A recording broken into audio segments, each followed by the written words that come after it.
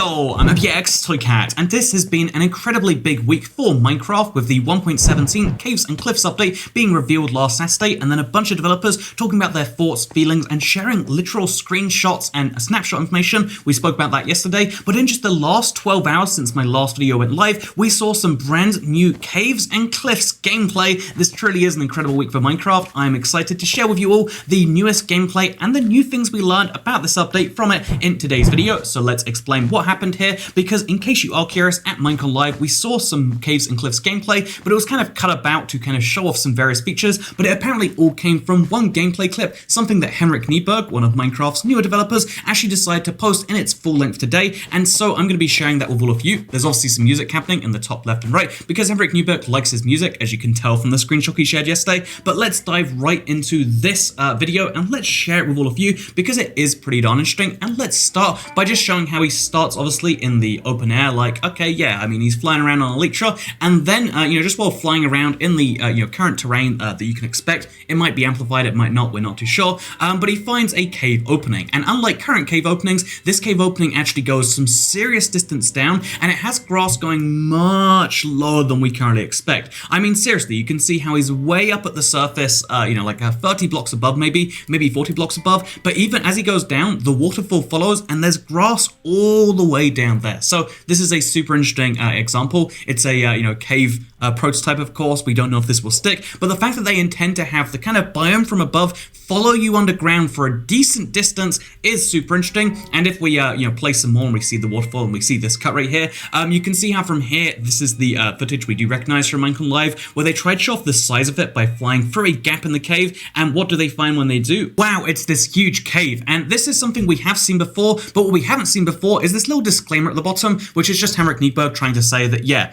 reiterating that the glowing ores are a placeholder. They will not glow in the final update. However, he does reveal something else that we hadn't heard until just now, and he says the glowing ores are a placeholder for new light sources. That's right, there are going to be glowing resources of some form. There is going to be some brand new light sources that will be in these caves. We already know the glow berries will exist in the lush caves, but this isn't a lush cave that he's talking about right here. This is a normal cave that they've had to light up the ores for, and that means they're looking to introduce new light sources to Minecraft. Not just one new light source in this update, but presumably more light sources. Again, not just a single new light source, more light sources, and that is something that gets me super interested, because it makes a lot of sense that if you're going to have caves this big, exploring them in the dark is going to be hard. It's going to be nigh on impossible, but also it makes sense that you can't light these up like you would anywhere else in the game. You're not meant to be able to see the caves fully until you explore them with a torch. One of the challenges, both of showing off this update, but also of updating the caves in general, is how do you make something that is really interesting and encourages the players to explore, while also making that thing hard to see and hard to look at without the player first exploring and lighting it up.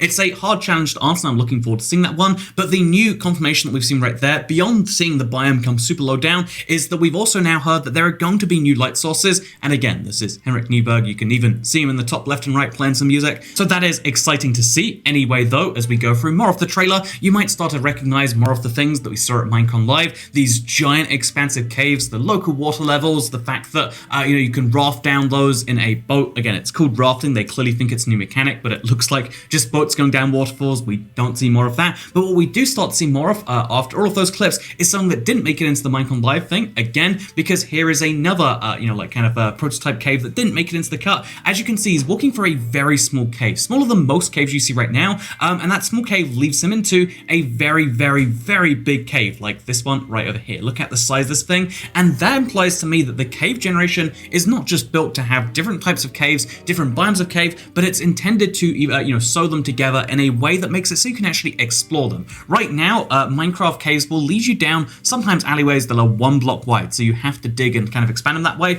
Sometimes they have gaps between them that you'd never be able to find naturally, and sometimes you could have a cave like 5 blocks away from your current cave, but you would never know about it. It sounds like, based on this, either they're just showing it off in the best way possible, or the thing I think is more likely is they're going to try to build it so that big caves nearby can be linked together by small caves, actually encouraging you, when you're in one of these big areas that you can see, to go through tunnels like this one right here. Again, look at the size of this one that you can clearly see linking different areas together, it makes you want to explore the weird branches of these larger caves. I mean, this cave isn't the largest type of cave, but it's still very interesting to look at, right? I think so, at the very least. And yeah, I just, looking through some more of these caves, you can see how they really are balancing the current and the new cave generation. It was even confirmed in the description of this video that they are going to be keeping some of the old cave generation as well, as well as making kind of new versions of it in certain places, like this underwater cave, kind of brand new. When you're not in an ocean, this will now spawn anywhere across the world with the whole local water level thing, but to be able to see that mixed in with your current stuff is going to be exciting and new, in my opinion.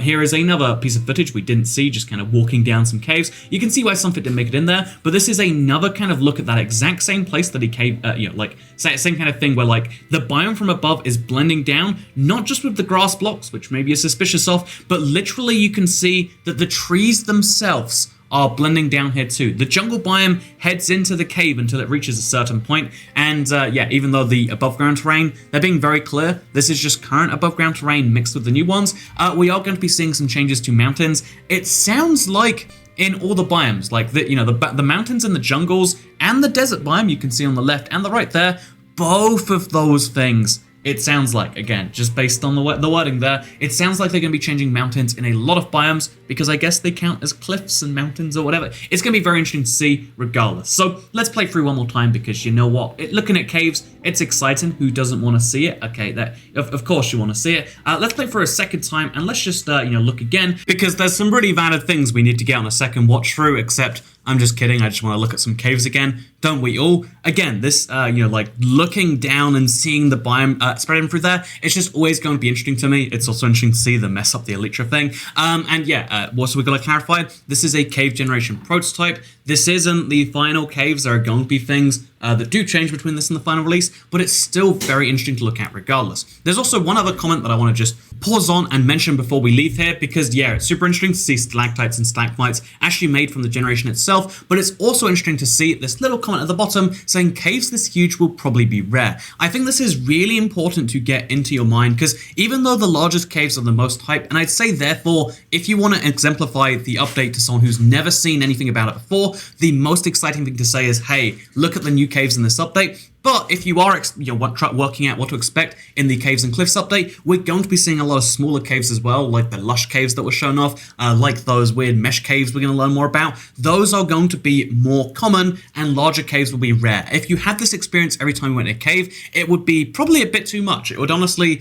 change Minecraft in some ways that I don't think would be hugely positive. I think this being rare and interesting and a great find is better than making it something that is everywhere all the time and genuinely annoying. When you have big, interesting features, you want to balance them out with rareness, otherwise you kind of change the game in a huge way that way. And it's kind of interesting, but it's not the end of this video, because I did want to talk a little bit about the Warden, because the Warden is a mob that is inspired perhaps the most kind of fan art, the most fanfare, people calling it Shrek, but for caves and stuff. I find people's love for the Warden to be very interesting, and it's a terrifying mob with so much health and so much damage, but instead of focusing on the fact that it's got all that health and all that damage, how about we focus on how cute a mob it actually is? Okay, so we've got some screenshots from King Big Dogs. This seems to be like his little pet project, it seems, and he posted this image saying, looking kind of short there, Iron Golem, and as you can see, the Warden is bigger than the Iron Golem. I would actually love to see, obviously, what happens when an Iron Golem fights this thing, because this looks like one of the very few mobs in the game that if you put an Iron Golem up against it, it would be destroyed by the Warden. I think even a gang of Iron Golems, like, one of the things I guess we should test as soon as the update comes out is who wins in a fight, one Warden or a pack of Iron Golems, because I think it would be a pretty one-sided fight in the Warden's favor, as this little weigh-in indicates. Just in case you're curious about how big that is compared to the player, here is King B Dogs himself next to the Warden. As you can see, he is very, very, very big compared to the player. It is designed to be an intimidating mob, but just in case you think because he's big and intimidating that he doesn't have a sweet side, here is a picture of the Warden running towards a bunny. For some reason, I think it's cute. The Wardens like rabbits. I don't think the rabbits like the Wardens, though, which is an eternal sadness if you ask me. But as you can see, this is a presumably early model of the Warden running. He's doing like a little Naruto run with his arms. Very weird thing to describe. Didn't expect, like a month ago that I'd be here talking about a brand new mob that generates only in caves, except if you do get out of those caves, it loves rabbits and Naruto runs towards them. But you know what? 2020 is a weird year. I think we've kind of covered that, if nothing else so far. And I hope you all enjoyed seeing this more fresh cave update footage. Again, a lot of it was recycled, but seeing those new moments in there, seeing the more mundane caves is a very important thing, because they're not the flashy things that will sell copies. They're not the flashy things that will make headlines or thumbnails or anything else like that, but they're important to see because Minecraft caves are changing, and that doesn't just mean the most exciting of the caves are changing, that means all of it is changing. The headline things are the guideline of things to come, but if you are excited, if you are curious, if you are worried even, hopefully this puts your fears to rest. Also, to reiterate from yesterday, snapshots are not too far away, and that is some great news too, but this video needs to come to an end. Thank you very much for watching it. If you are curious, I've been streaming every day, and today, as soon as this video goes live, honestly, a little bit before the video, I think I'm advertising a stream that is live already or finished being live, but if you want to watch, I'm doing some speedrunning for the first time in months, because yeah, I'm just playing around, doing some Minecraft, playing some Super Mario 64. I've had a really good time streaming by mixing up, doing like a 50-50 between playing one of my favorite childhood games and playing one of my other, I guess, favorite childhood games. You know, if I played Minecraft 11 years ago and I'm 14, is that still childhood? That's your question for the comments. But no, thank you very much for watching this video. I hope you all enjoyed it, and I'll see you every day on this channel for a live stream. You can follow me at IBXToyCat to see more Minecraft news and live stream updates, but I'll see you all next time. Goodbye.